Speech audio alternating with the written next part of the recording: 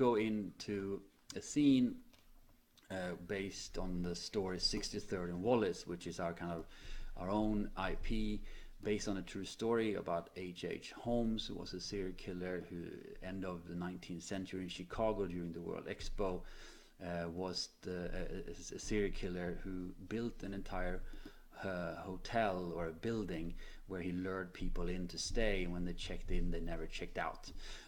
Somewhat dramatized, but that's the story that we write, is 63rd and Wallace. And in this scene that we're going to jump into, the player has arrived at the hotel. So this is what it could sound like. Hope it works. He appeared from the back room of the reception and moved elegantly towards me. A well-dressed, middle-aged, but odd-looking character. Greasy, grey stripes of hair combed to the side, partly covered his bald head, topped by a large, red fez. His dry lips were hidden behind a prominent, waxed mustache that made his face look unnaturally small, nearly comical. A tired smile slowly appeared, displaying a set of yellow and brown tainted teeth. His voice broke the silence. Good evening. I'm looking for my sister. With no signs of surprise by the rather direct nature of my question, he said with a smile, I assume you believe that this sister of yours resides in this building. Very well.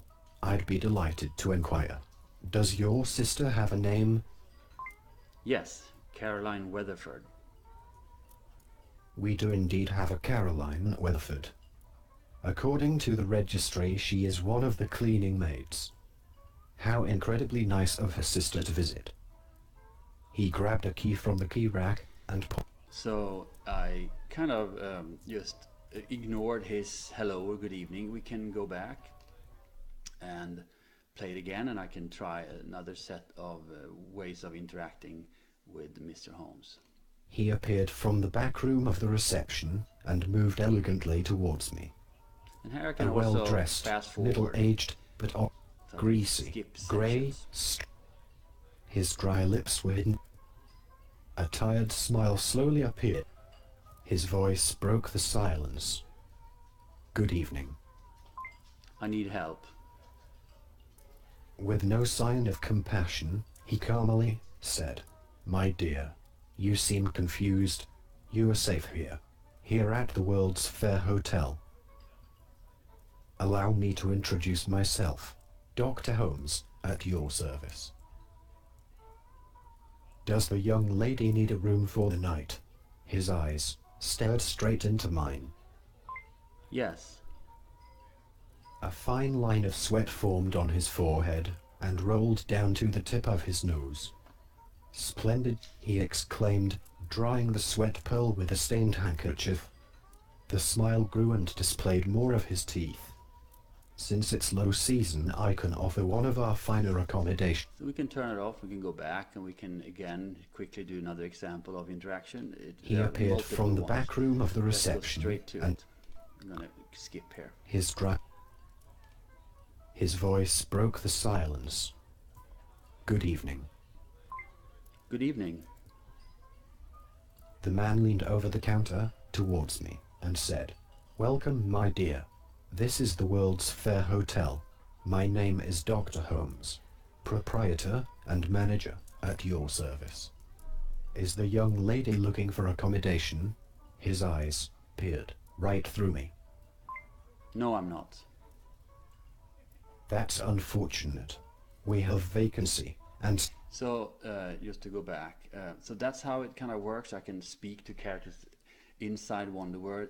The game doesn't kind of pause and puts the immersion on hold and slightly dissolve it. I'm staying inside in the scene, in the game, and as I speak, even if it's me speaking with Holmes through the narrator, I don't feel like I have to somehow have a select choice of options. So dialogue with NPCs in Wanderword is fluid, is intuitive, and it's exciting to write this story you can put on an evil side, which is always fun to kind of find in yourself when you write this. H.H. Holmes was famously evil, but it's also fantastic to just take the player or reader through this kind of journey and think about how they interact, and obviously multiple paths they can take, but it's a beauty in the illusion of choice, you can say.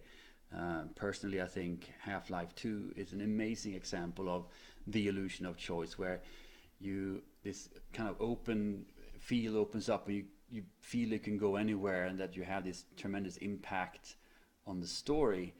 But really, if you think about it, every level is pretty much linear, and in the same way Wanderword would kind of branch out and branch in. We're having a lot of fun working on it. I'm going to do, this is a long video, I'm going to do other videos in the future about sound effects, about ambience, about multi-choice. We have created over 5 different audio puzzles which are based on riddles, playing around with anagrams, and we have mechanical and sound-based puzzles that different tones on a piano and so on. So we're going to put those all in 63rd and Wallace, and it will be the kind of the launch title for Wanderword. Thank you so much for watching, and hope you found this video interesting. Thanks.